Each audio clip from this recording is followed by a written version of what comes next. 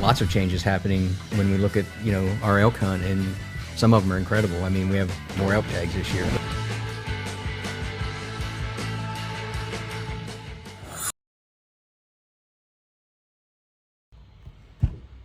If you've ever applied for an elk tag in Pennsylvania, this video matters. PA Game Commission just outlined changes for the 2026-27 elk hunting application process and changes to the seasons. This could directly affect your chances of getting drawn. I'll be using clips directly from the Call of the Wild podcast, and we'll break this down in plain hunter terms. Bonus points they act as a multiplier. As many bonus points as you have, your name goes in the hat that many times, which effectively bumps the probability. We're talking about elk. We have a lot of changes that happen for this upcoming elk hunting season, and we're bringing Jeremy Banfield, our elk biologist, down to talk about it. There's a lot of different opportunities. We have more bull tags out there this year, and we're going to discuss them all. But thanks for joining in, and we're talking about elk today here on Call of the Outdoors. So let's go on ahead and get right down into it, and we'll start breaking this down segment by segment. In this video, you're going to hear about the changes to the application process, the changes to the elk hunt zones, and the changes to the seasons itself. And the biggest one of all, this year there is a once-in-a-lifetime bull opportunity. So from this day forward, if you draw a bull tag, that's it for life. You don't ever get to draw another one. It's not retroactive, anything like that, but we'll break that down here in a second. We're here today to talk about it's coming. I mean, we're getting ready to May 1st. We start selling elk applications, which is new this year. We have a lot of new stuff to talk about. But let's just talk about where we're at today with the elk herd here in Pennsylvania. Yeah, so roughly 1,500 animals. That's a conservative estimate. We do an aerial survey every year. Number was like 1,563 with some confidence intervals around that. So let's just say 1,500 animals is where we're at. That population is growing. It's growing slowly by design, and we're hoping to see that continue grow over the next 10 years, I'll say. Let's talk about the history a little bit of the elk hunt here in Pennsylvania, and come a long way. And I know you weren't here in the early days, but you hear about it all the time, and you know more about it than pretty much anybody in the agency except Dave Mitchell. I mean, if we want our history on the elk hunt, we usually go up to his office. But let's talk about where we came from and where we're here today, and then obviously some of the stuff that that is new for 2026. Yeah. So modern elk hunt, which we consider modern, is started in 2001, and then we've had a hunt every year since 2001. There was actually an early hunting season in 1923 to 1931, and that was bull only. But again, there was this dry period between like the 30s and 2001 where there wasn't any elk hunting. But we've had a season pretty much every year since then. And that's what we'll be talking about here shortly. All right, so we're going to start breaking down our first point here, and that is that to enter the elk drawing for the 2026-27 elk hunt seasons, before you can apply, you must have a valid general hunting license. So that has changed from years past where you could apply, and if you were drawn by your license, that is no more. You must now have a valid license before you apply. Now, elk tags went on sale May 1st. Hunting licenses don't go on sale until toward, I believe, the end of June 23rd maybe. Don't quote me on that.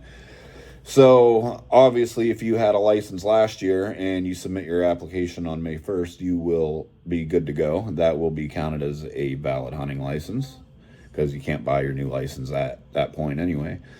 So that is number one, and we'll go right into number two with that also, and that is a change on the non-resident license availability.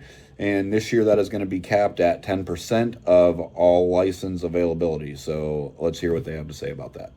Talk about 2026. A lot of changes on the horizon. We've had some stuff that's happened with the board earlier in the year, got approved. I mean, one being, you have to have a current Pennsylvania hunting license to apply for an elk permit, whether you're resident, non-resident. That's one of the changes that's happened this year.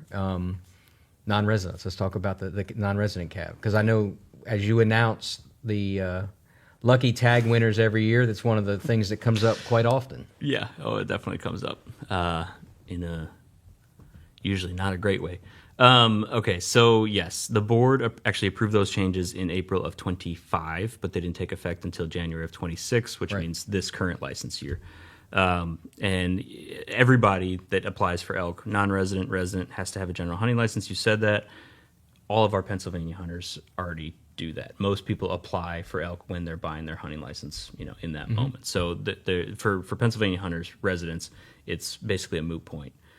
For non-residents, it does actually make a pretty significant impact. So previously, they could just buy an elk tag, or excuse me, an elk application, which was $11.97. Let's call that $12. And now they have to buy the general hunting license on top of it, which is basically $102. So the cost of entry is now going from $12 to $114. But one caveat to that too, if you're holding a last year's hunting license, which is still valid for turkey season, and they go on sale May 1st, that license is good as well. You don't have to wait till the new license is going sale to apply. It is, and it's not going to take long for people to figure that out Right. either, right? Like, so as a non-resident, if you bought a general hunting license, you could, in theory, get 2 elk applications out of that. Right. And we encourage our non-residents, but there is a cap on non-residents now that Yep. So draw a tag. yeah, outside of the application for the awardees, the winners, whatever you want to call it, the people that draw a license, no more than 10% of those will be non-residents per season, and it always rounds down. So if we've got 26 tags in the archery season, it's going to be no more than 2 would be non-residents at that point. As soon as we hit 2, the rest of the non-residents come out of that pool, and the drawing continues on from there. So. Yep, that's our 10% cap. Just remember that it's per season. All right, so there you heard that. Not only is it 10% of all tags available, but it is 10% of the tags per the season that you are applying for. So you have, what is it this year, 3 rifle seasons and a bow season. It might be 4 rifle seasons, but we'll get into that here in a minute. I have all that broke down. But so, like they just said, it's 10% of the season allocation. So whatever they allocate for late season, regular season, archery, it's 10% of that. And that mirrors a lot of other states that have elk hunts. I mean, a lot of out west, there's a lot of states that do those caps, and some of them are even lower. Correct. Yeah, 10% is kind of I don't want to call it the average, but it's the most common thing that you'll see in a lot of the western states. So that seemed the most logical thing. And we've had this discussion for years. For many years, the number of non-resident winners was not exceeding 10%. And so, like, we could put the cap in there, but it wouldn't have actually had any effect. Like, there was no point. But in the most recent years, I'll say like the past 2 or 3 years, we have seen that start to creep up into like 11%, 12%. And so we're going to cap it now at 10%. Right. So there you go. You heard it from the biologist's mouth. Pennsylvania is trying to be like the western states that have elk hunting opportunities and putting a 10% cap on non-resident licenses. Drop a comment. Let me know what you guys think about the changes so far. And here's the big one that we're about to get into. Starting this year, if you draw a bull tag, that's it for life. So you better make sure that you make it count. Let's hear what they have to say. And then the other change that already had been into effect is the once-in-a-lifetime bull tag. And, to not confuse that, let's talk about when that starts. Yes, that starts this year. Right. It started January 1st, 2026, but that basically means that it starts this year. Everybody, it's not retroactive. So anybody that pulled a bull license, an antlered license in the past is fine. Like, they can still apply. None of these rules change anything that they've already done. In fact, we used to have the 5-year moratorium where, like, if you pulled a bull license, you had to wait 5 years. This effectively puts a line through that. So it crosses that out. And again, if you applied last year, if you won a bull last year, you can continue to apply this year. Anybody that draws a bull license this year, 2026, will be out for life for bulls. They can still apply for cows after that. And there has been some folks that have drawn twice. That's like 3. Yeah, I mean not many. Yeah, it's very low. In the past decade, I think it's about 3 people that have been pulled twice for bulls, but it is definitely a low thing. It was more of a perception that, we're trying to make they sure. They probably hit Powerball too, because that's about what your odds were at that time to pull. Tell them to go apply for the Powerball. So what do you think about that? If you drew a bull tag last year, you can continue to apply. Starting this year, once in a lifetime opportunity. So again, what do you guys think about that? Make sure you drop a comment below and let's get some discussion going. So let's talk about this year, what just happened in April. And there's changes that have happened, and we're trying to get it out there in a non-confusing way. There's lots of stuff coming out for us. Obviously, applications start May 1st. Right. We want folks to understand, and there's going to be a lot of questions, so that's why we're here today, to try to clear some of that up to the best of our ability. So, obviously, wherever we want to start, I'll let you take it because you've been doing this in your sleep. All right, let's start with our 3 triple application that is going to be consolidated down into 1 application. So previously, you could apply for archery, general, or late season independently. So you could put in for 1, 2, or all 3 of them. You were basically applying 3 times. That's now going to be broken down into, or consolidated down into a single application. So you will apply once per license year for elk, and the season is now a selection. So when you go to apply, you're going to have a choice between your archery, your first regular, your second regular, your third regular. We'll get to the 4th season in 1 second. But there's going to basically be a drop down or a selection, or you're going to be asked, if you go to a licensed vendor, which season do you want to apply for?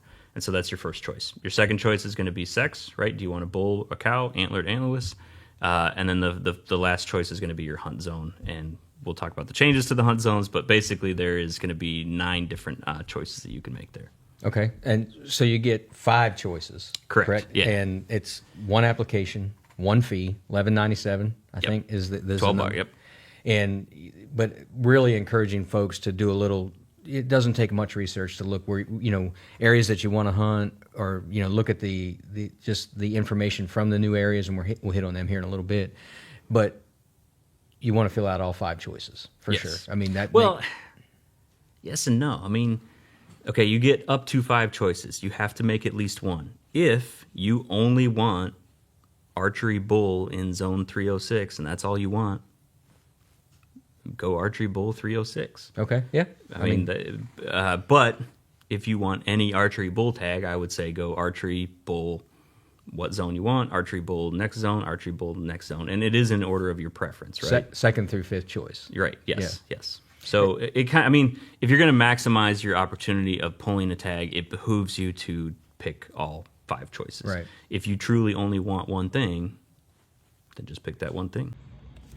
All right, so I'm going to go ahead and throw a screen recording up here of what the application process looks like, and kind of what they were just explaining there a little bit on how the choices work and how you fill out the application to apply for what season and what sex you want to hunt. So we'll take a look at that now. All right, so here is what the elk zones look like for this season. And right down around Benezette and the Elk Visitor Center, that is zone 300. And you got 305, 306, 302, 303 directly surrounding that.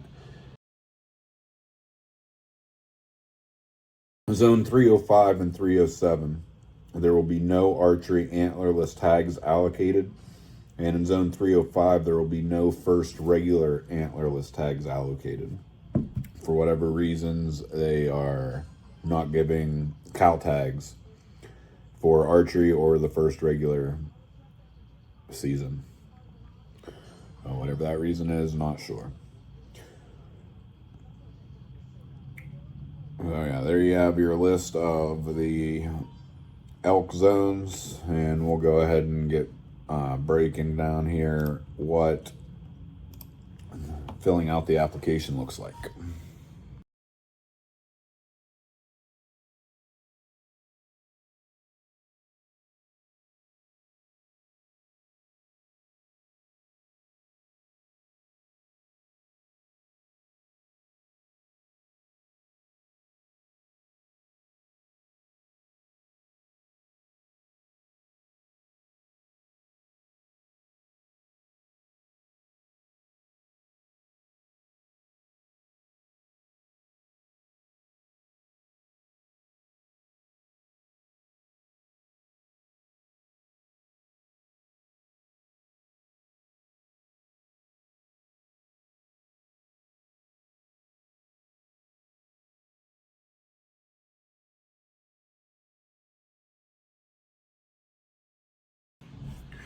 So that's a quick little breakdown of what the application process looks like when you are trying to fill out your application and selecting what season you want and what zone you want.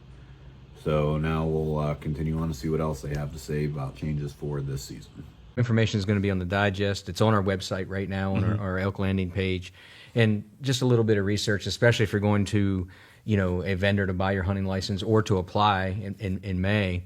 Do a little bit of research before you go out there and just take a look at the changes and what's new in the new areas, which we'll hit on here in a second. But it'll make your life a lot easier when you're applying. Yeah.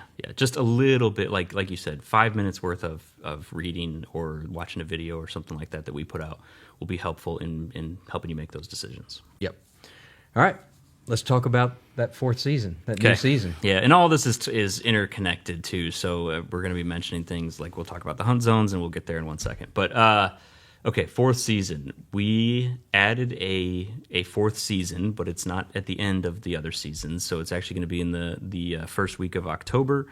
The point of that season was to spread out the licenses, in particular the bull licenses. So we always try and spread bull hunters across the seasons and zones as much as possible, for the reason of you don't want 5 people in a single zone in a single season that are potentially going after the same bull, right? We're trying to maximize hunter satisfaction and hunter opportunity and hunter experience in elk hunting by minimizing the number of other bull hunters that are in your zone in that specific season. So it's nice to know if you're in the archery season, you're hunting 306 for a bull, there's only one other bull hunter that might be out there.